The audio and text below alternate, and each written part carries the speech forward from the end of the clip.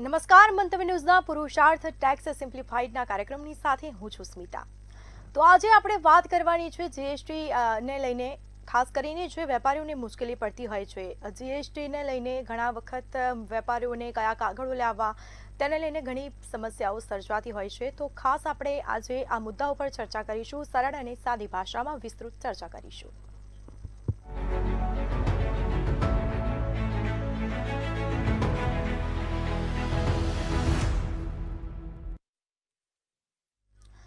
તો આપણી સાથે પુરુષાર્થના ફાઉન્ડર જે આપણી સાથે જોડાઈ ચૂક્યા છે ભાવિકભાઈ શાહ. જી, મંતવ્ય ન્યૂઝમાં આપનું સ્વાગત છે. જી નમસ્કાર.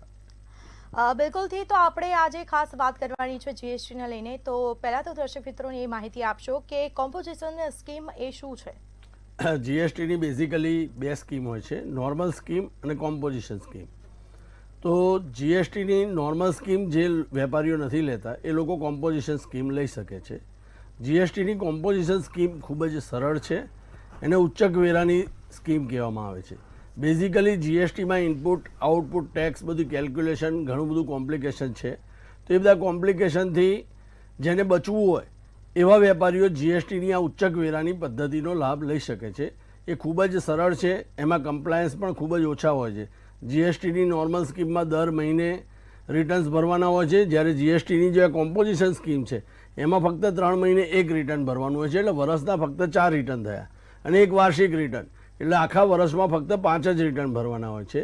જ્યારે જીએસટીની નોર્મલ સ્કીમમાં જો કોઈ પણ વેપારી જાય તો એને દર મહિને 2 રિટર્ન ભરવાના હોય છે, વાર્ષિક રિટર્ન ભરવાનું હોય છે, એવું ઘણી બધી વસ્તુઓ હોય છે. એ બધી વસ્તુઓથી બચવા માટે, બધે કમ્પ્લાયન્સથી બચવા માટે સાદી સરળ સ્કીમ જે છે એ કોમ્પોઝિશન સ્કીમ છે, ઉચ્ચક વેરાની સ્કીમ છે. બિલકુલથી. તો કોઈ પણ વેપારી આ સ્કીમનો લાભ ક્યારે લઈ શકે? કોઈ પણ વેપારી જ્યારે એનું ટર્નઓવર 1.5 કરોડ રૂપિયાથી ઓછું છે ગુડ્સ અને રેસ્ટોરન્ટ માટે, એવી વ્યક્તિ કે જેના વેપારનું ટર્નઓવર 1.5 કરોડ રૂપિયાથી ઓછું છે વાર્ષિક, તો એ આ સ્કીમનો લાભ લઈ શકે છે. અને સર્વિસ સેક્ટર એટલે કે કોઈ પણ એકાઉન્ટન્ટ છે, એડવોકેટ છે, એ પણ આ સ્કીમનો લાભ લઈ શકે છે. પરંતુ એના માટે સ્કીમ જે ટર્નઓવરની લિમિટ છે એ 50 લાખ રૂપિયા છે. 50 લાખથી ઓછું ટર્નઓવર હોય સર્વિસીસ માટે અને 1.5 કરોડથી ઓછું ટર્નઓવર હોય ગુડ્સ અને રેસ્ટોરન્ટ માટે, તો એવી વ્યક્તિઓ આ સ્કીમનો લાભ લઈ શકે છે. બિલકુલથી. તો ખાસ કરીને વાત કરવામાં આવે તો આ સ્કીમ જો વેપારીને ના ખબર હોય તો તેની માટે શું કરવું જોઈએ વેપારીએ? નહીં, સ્કીમ તો બધાને ખબર જ છે અને આ સ્કીમ જ્યારે આપણે અરજી કરીએ છીએ એ જ વખતે આપણે આ સ્કીમની પસંદગી જો કરવી હોય તો આપણે કરી શકીએ છીએ. પરંતુ આમાં બેઝિકલી 3-4 જાતની વ્યક્તિઓ આમાં લાભ લઈ નથી શકતી. એક છે જે આઈસ્ક્રીમ મેન્યુફેક્ચરર છે, કે ટોબેકો કે તમાકુ અને પાન મસાલાના જે ઉત્પાદકો છે એ લોકો આ કોમ્પોઝિશન સ્કીમનો લાભ નથી લઈ શકતા. બીજું કે એવી હોટલો કે જે લીકર પણ એટલે કે દારૂ પણ વેચતી હોય જોડે, તો એ પણ આ સ્કીમનો લાભ નથી લઈ શકતી. જે વેપારીઓનું ટર્નઓવર 1.5 કરોડથી વધારે હોય એ પણ આ સ્કીમનો લાભ નથી લઈ શકતા. ત્રીજું કે જે કેઝ્યુઅલ ટેક્સ પેયર છે, કે જેમ કે કોઈ મેળા માટે આવ્યા છે તો એ લોકો પણ આ સ્કીમનો લાભ નથી લઈ શકતા. નોન રેસિડેન્ટ ટેક્સ પેયર છે એ પણ આ સ્કીમનો લાભ નથી લઈ શકતા. બાકી તમામ વેપારીઓ આ સ્કીમનો લાભ લઈ શકે છે કે જેમનું ટર્નઓવર 1.5 કરોડથી ઓછું છે અને સર્વિસ સેક્ટર હોય તો 50 લાખથી ઓછું છે.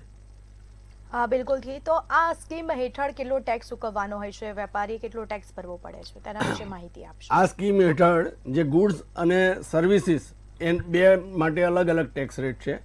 ગુડ્સ માટે છે એના જે કંઈ પણ ટોટલ ટર્નઓવરનો 1% ટેક્સ ભરવાનો રહે છે, જ્યારે રેસ્ટોરન્ટ માટે એ વસ્તુ 5% છે અને સર્વિસીસ માટે 6% છે. એટલે જેમ કે કોઈ પણ વેપારી છે એનું જાન્યુઆરી, ફેબ્રુઆરી અને માર્ચ મહિનાનું સપોઝ ટોટલ ટર્નઓવર 10 લાખ રૂપિયા થયું તો 10 લાખનો 1% ટેક્સ ભરવાનો છે, એટલે 10,000 રૂપિયા ફક્ત ભરવાના છે. જ્યારે નોર્મલમાં ઘણું બધું ભરવાનું આવે, ઘણી બધી કેલ્ક્યુલેશન હોય, એટલે આમાં સીધો 1%, 5% કે 6%, વિચ એવર ઇઝ એપ્લિકેબલ એ પ્રમાણે ટેક્સ ભરવાનો રહે છે. હા, બિલકુલથી. ભાવિકભાઈ, આ તો તમે સ્કીમની મર્યાદાની વિશે માહિતી આપી. ખાસ કરીને વાત કરવામાં આવે તો આ સ્કીમનો જે ટેક્સ છે તેના વિશે પણ માહિતી આપી. હવે સ્કીમની આ મર્યાદા શું હોય છે તેના વિશે દર્શક મિત્રો? સ્કીમની મર્યાદા બેઝિકલી આ નાના વેપારીઓ માટેની સ્કીમ છે. એટલે જે લોકો ઇન્ટરસ્ટેટ સેલ કરે છે, એટલે કે અહીંથી અમદાવાદથી મુંબઈ માલ વેચવો હોય તો આ વેપારી નહીં વેચી શકે. ઇન્ટરસ્ટેટ સેલ નહીં કરી શકે, એક્સપોર્ટ નહીં કરી શકે, સેજ સપ્લાયર એટલે સ્પેશિયલ ઇકોનોમિક ઝોનમાં પણ એ સપ્લાય નહીં કરી શકે, વળી એનું ટર્નઓવર મર્યાદિત રહે છે, એ B2B ઇન્વોઇસ પણ ઇસ્યુ નહીં કરી શકે, એણે બિલ ઓફ સપ્લાય ઇસ્યુ કરવું પડશે, એ ટેક્સ ઇન્વોઇસ નહીં ઇસ્યુ કરી શકે.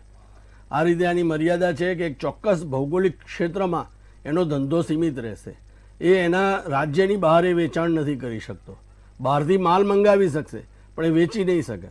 અને એણે જે કંઈ પણ ખરીદી કરવાની હશે એ ફરજિયાત રજિસ્ટર્ડ ટેક્સ પેયર પાસેથી જ એણે ખરીદી કરવી પડશે. એટલે એણે ટેક્સ પેઇડ માલ પરચેસ કરવાનો છે અને વિધાઉટ ટેક્સ એણે માલ વેચવાનો છે. જે બી વેચે છે એની ઉપર સીધો 1% ટેક્સ ભરવાનો રહે છે. તો બિલકુલથી ભાવિકભાઈ જે રીતે આપે સ્કીમની મર્યાદાઓ સમજાવી, તો હવે સ્કીમના થોડા ઘણા ફાયદા વિશે દર્શક મિત્રોને માહિતી આપશો. સ્કીમના બેઝિકલી ફાયદા કે લેસ કમ્પ્લાયન્સ, ફક્ત 4 જ રિટર્ન વર્ષના અને 1 રિટર્ન એન્યુઅલ, એટલે 5 જ રિટર્ન થયા. કોઈ B2B ઇન્વોઇસ, B2C ઇન્વોઇસ એવું કંઈ પણ માથાકૂટ નથી. કોઈ જાજુ રજિસ્ટ્રેશન રજિસ્ટરો નથી રાખવાના, કોઈ ચોપડા બહુ મોટા મેન્ટેન નથી કરવાના, ઉચ્ચક વેરો ભરી દેવાનો છે. જે મેં કીધું એ પ્રમાણે કે ભાઈ 5 લાખ સેલ હોય તો 5,000 રૂપિયા ટેક્સ ભરી દેવાનો છે. સર્વિસ સેક્ટર હોય તો એ વસ્તુ 6% છે કે ભાઈ 1 લાખની સર્વિસ આપી તો 6,000 રૂપિયા એને ટેક્સ ભરવાનો છે. એવી રીતે એકદમ સરળ સ્કીમ છે, ઓછું કમ્પ્લાયન્સ છે, કોઈ જાતની બીજી લાંબી માથાકૂટ આમાં હોતી નથી. બિલકુલથી. તો વેપારીઓ ખાસ કરીને બિલ કેવી રીતે બનાવવું જોઈએ તેના વિશે બી થોડી માહિતી આપશો. અહીંયા જે બિલ બનાવવામાં આવે છે એ સિમ્પલ બનાવવામાં આવે છે. એમાં બિલમાં ઉપર તો વેપારીનું નામ, સરનામું, એનો GST નંબર પણ આવશે. એ સિવાય વેપારીએ જે ટેક્સેબલ સપ્લાય કરે છે એ બિલ ઓફ સપ્લાય બનશે. અહીંયા આમ ટેક્સ ઇન્વોઇસ લખાય છે, એમાં એણે વેપારીએ ઉપર લખવું પડશે કે ભાઈ અમે કોમ્પોઝિશન ડીલર છીએ, અમે કસ્ટમર પાસેથી ટેક્સ ઉઘરાવતા નથી. અને આમાં ટેક્સેબલ વેલ્યુ જે સીધી લખશે એમાં કોઈ જગ્યાએ ક્યાં CGST, SGST, IGSTનું કલેક્શન કરવાનું નથી. બિલકુલથી. તો આ કોમ્પોઝિશન જે સ્કીમ છે તેની પસંદગી વેપારી ક્યારે કરી શકે? એની પસંદગી 2 રીતે કરી શકે છે. એક તો જ્યારે પોતે રજિસ્ટ્રેશન લેતો હોય એ વખતે જ જે તે વિકલ્પ કોમ્પોઝિશન સ્કીમનો એ પસંદ કરી શકે છે. તો એનો રાઇટ ફ્રોમ ધ બિગિનિંગ જ કોમ્પોઝિશન ડીલર બની જાય છે. અધરવાઇઝ જે કોઈ પણ નોર્મલ ડીલર છે એ નોર્મલ ડીલરને કોમ્પોઝિશન સ્કીમ પસંદ કરવી છે તો એ નોર્મલ ડીલર ગમે ત્યારે વર્ષ દરમિયાન કોમ્પોઝિશન સ્કીમમાં નહીં જઈ શકે. એણે ફરજિયાત 31 માર્ચ સુધી, એટલે અત્યારે માર્ચ મહિનો, ફેબ્રુઆરી માર્ચમાં ગવર્મેન્ટ સ્કીમ ઓપન કરે છે ફોર્મ, ત્યારે એણે પર્ટિક્યુલરલી ફોર્મ એણે નોર્મલમાંથી કોમ્પોઝિશનમાં ટ્રાન્સફર થવા માટેનું ફોર્મ ભરવું પડે છે અને 1 એપ્રિલથી એને લાગુ પડશે, નવા ફાઇનાન્શિયલ યરથી. એ વચ્ચે ગમે ત્યારે ઇન્ટરમીડિયરી એને ઈચ્છા થઈ કે હું નોર્મલમાંથી કોમ્પોઝિશનમાં જતો રહું તો એવી રીતે નહીં જઈ શકે. એટલે એણે વર્ષના અંતે અત્યારે જેમ કે નેક્સ્ટ યર માટે અત્યારે ઓપન થયું છે તો તમે અત્યારે પસંદગી કરી શકો, પણ એ પસંદગી એપ્લિકેબલ ક્યારથી થશે? 1 એપ્રિલથી થશે. એટલે 1 એપ્રિલથી તમે કોમ્પોઝિશન ડીલર બની શકશો, પણ અત્યારે તો તમારે 31 માર્ચ સુધી તો નોર્મલ રહેવું પડશે. એટલે નોર્મલમાંથી કોમ્પોઝિશનમાં પણ જઈ શકાય છે અથવા તો પહેલેથી તમે કોમ્પોઝિશન ડીલર તરીકે બી પસંદગી કરી શકો છો. જી બિલકુલથી આપે જણાવ્યું જે રીતે, પરંતુ જે રીતે રજિસ્ટ્રેશન કરાવવાનું હોય છે તો તેનો સમય કેટલા દિવસનો લાગતો હોય છે તેને લઈને બી થોડી ઘણી માહિતી આપશો.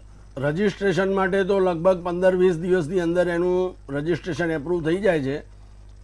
અને આ જે CMP 02 આપણે ફાઇલ કરીએ એટલે નોર્મલમાંથી કોમ્પોઝિશનમાં જવા માટે CMP 02 ફાઇલ કરવું પડે છે. એ ફાઇલ કર્યા પછી 31 માર્ચથી તમે કોમ્પોઝિશન ડીલર થઈ જાઓ છો અને ત્યાં સુધીના બધા નોર્મલના રિટર્ન તમારે રેગ્યુલર ભરવા પડે છે. બિલકુલથી. તો વેપારીઓએ કયા ખાસ ડોક્યુમેન્ટ આપવા જોઈએ આ સ્કીમ લેવી હોય તો? તેની સ્કીમ લેવા માટે એ પોતે શું ધંધો કરે છે, એની શું પ્રોડક્ટ છે એની ડિટેલ આપવાની છે, એના HSN કોડ આપવાના છે. એ જો સર્વિસ પ્રોવાઈડર હોય તો એનો SSE કોડ આપવાનો છે, અને જો રેસ્ટોરન્ટ હોય તો એને એ રીતનું અંડરટેકિંગ આપવાનું છે કે ભાઈ અમે લીકર સપ્લાય કરતા નથી અને એને કોઈ પણ જાતની ઇનપુટ ટેક્સ ક્રેડિટ લેવાની નથી. અને આપે જે કહ્યું કે આ રીતના જે કાગળો અપલોડ કરવાના હોય છે રજિસ્ટ્રેશન વખતે, પરંતુ કદાચ એકાદું કાગળ સ્કીપ થઈ ગયું તો પછી રજિસ્ટ્રેશન ત્યાં અટકી શકે? હા, એટલે રજિસ્ટ્રેશનમાં તમે તો કોઈ પણ કાગળ તમે ઓછા સબમિટ કરો છો તો એ વખતે તમારે નોટિસ આવે છે એડિશનલ ક્લેરિફિકેશન રિક્વાયરમેન્ટ કે ભાઈ તમે આ પેપર સબમિટ કરો. તો એ પેપર આપણે સબમિટ કરવાથી આપણને રજિસ્ટ્રેશન નંબર મળી શકે છે. બિલકુલથી. તો આપે જે રીતે કહ્યું કે રજિસ્ટ્રેશન ઓનલાઈન કરાવવાનું હોય છે અને ઓફલાઈન રજિસ્ટ્રેશન હોય છે ખરી? નહીં, ઓનલાઈન જ છે. બધી જીએસટીની કમ્પ્લીટ પ્રોસેસ બધી જ ઓનલાઈન છે, કોઈ પણ જાતની ઓફલાઈન છે નહીં. ઓકે, બિલકુલથી. તો હવે એ જણાવશો કે નોર્મલ જે રીતની સ્કીમ હોય છે અને તેમાંથી આપણે આ કોમ્પોઝિશન સ્કીમમાં જવું હોય તો તેની માટે શું કરવું જોઈએ? એ CMP 02નું ફોર્મ ભરવાનું હોય છે કે એપ્લિકેશન નોર્મલમાંથી કોમ્પોઝિશનમાં જવા માટેની, અને CMP 02નું ફોર્મ ભર્યા પછી 31 માર્ચ પછી એટલે 1 એપ્રિલથી આપણે કોમ્પોઝિશન સ્કીમમાં એન્ટર થઈ જઈએ છીએ. બિલકુલથી.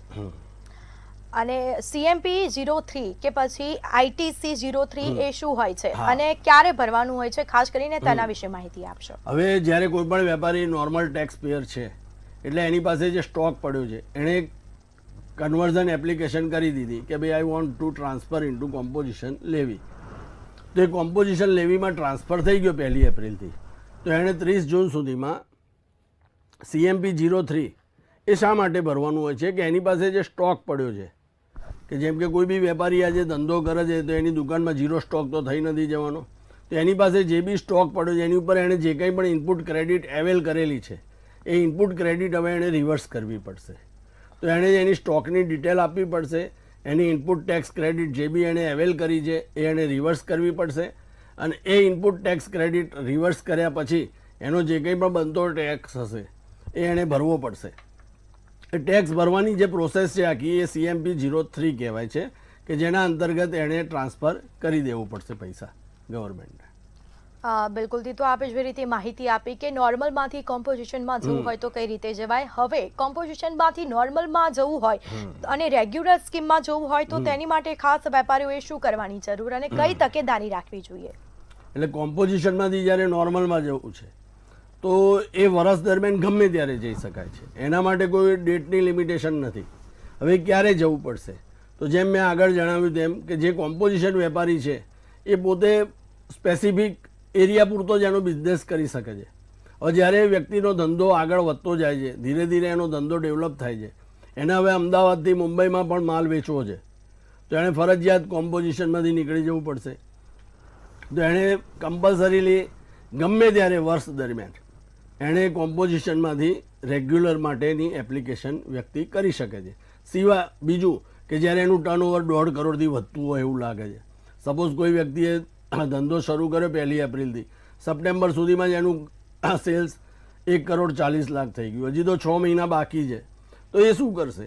તો એવા સમયે એ કોમ્પોઝિશનમાંથી નોર્મલમાં જવા માટે એપ્લિકેશન કરી શકશે. એક સપોઝ 15મી સપ્ટેમ્બર સુધી 15 સપ્ટેમ્બરે એણે એપ્લાય કરી તો એનું 16 સપ્ટેમ્બરથી નોર્મલમાં ચાલુ થઈ જશે.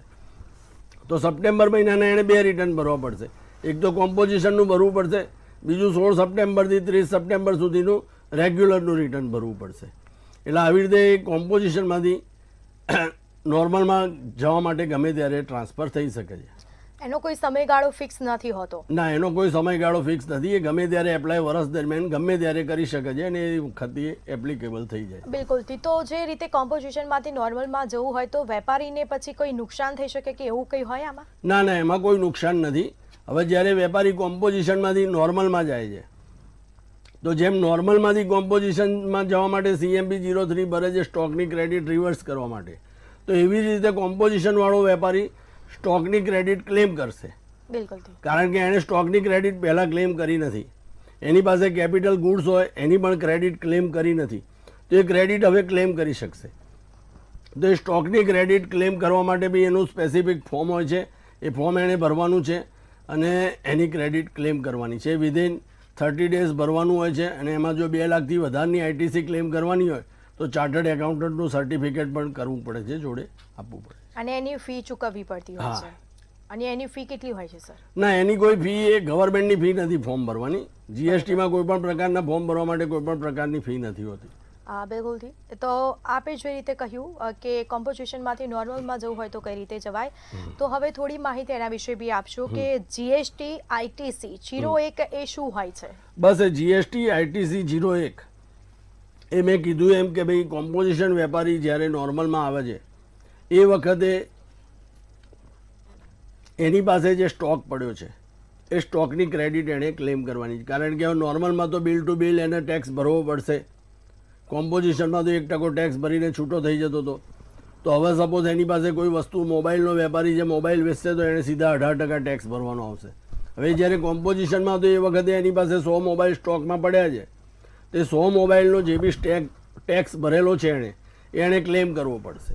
એના માટે એ કરશે ITC 01 ભરશે અને એની પાસે કેપિટલ ગુડ્સ કોઈ મશીનરી લાવેલા છે, મશીનરી લાવેલા હમણાં જ લાયા છીએ 6 મહિના જ થઈ છે, એની ઉપર પણ 1 લાખ રૂપિયા ટેક્સ ભરેલો છે, તો 1 લાખની ક્રેડિટ લેવાની છે. પણ એ 1 લાખની ક્રેડિટ પૂરેપૂરી નહીં મળે, પર ક્વાર્ટર 5% ઓછા કરશે. અને પર ક્વાર્ટર 5% જેટલા બી ક્વાર્ટર આપણે કોમ્પોઝિશનમાં એ મશીનરી યુઝ કરી છે તો એના પર ક્વાર્ટર 5% ઓછા થશે અને બાકીની રકમનું આપણે ITC તરીકે ક્લેમ કરી શકીશું. બિલકુલથી. તો આ જે કોમ્પોઝિશન સ્કીમ છે આપે જે રીતે કહ્યું, તો એમાં વેપારીઓને ખાસ શું ફાયદો થતો હોય છે? વેપારીને ફાયદો બેઝિકલી મેઇન એક જ વસ્તુ છે ને કે જે ઓછામાં ઓછું કમ્પ્લાયન્સ છે. બિલકુલથી. અને ઓછું કમ્પ્લાયન્સ છે, ટેક્સ ઓછો ભરવાનો છે, એને માથાકૂટ ઓછી છે બધી રિટર્ન્સની, એ ઇઝીલી એના ધંધા માટે સમય આપી શકે છે. નોર્મલ વેપારીને બધી જ વસ્તુ ટાઈમ ટુ ટાઈમ છે કે ભાઈ 11 તારીખે GSTR 1 ભરવાનું છે, 14 તારીખથી એને ટુ બી રિકન્સિલ કરવાનું છે. બધું બહુ કોમ્પ્લિકેશન છે નોર્મલ સ્કીમ, જે આપણે આગળ નેક્સ્ટ એપિસોડમાં જોઈશું નોર્મલ સ્કીમ વિશે. બિલકુલથી. તો કોમ્પોઝિશન જે સ્કીમ છે તેનું રિટર્ન ક્યારે ભરવાનું હોય છે અને કેવી રીતે ભરવાનું હોય છે તેના વિશે માહિતી આપો. કોમ્પોઝિશન સ્કીમમાં દર 3 મહિને ફક્ત એક જ રિટર્ન ભરવાનું છે, and that is called CMP 08. કે ભાઈ 3 મહિના દરમિયાન દર 3 મહિને એનું બીજા જે મહિને 18 તારીખ સુધીમાં ભરવાનું છે. સપોઝ એપ્રિલ, મે, જૂન એનું રિટર્ન 18 જુલાઈ સુધીમાં ભરવાનું છે. તો એપ્રિલ, મે, જૂનનું જે બી સેલ્સ થયું છે એ સેલ્સનું ટોટલ કરી દો. સપોઝ 10 લાખનું સેલ થયું છે તો એ 10 લાખના સેલના 1% ટેક્સ ભરવાનો. સર્વિસ સેક્ટર હશે તો 6% ભરવાનું છે, રેસ્ટોરન્ટ હશે તો 5% ભરવાનો છે. તો એ રીતે એણે ટેક્સ ભરવાનો છે.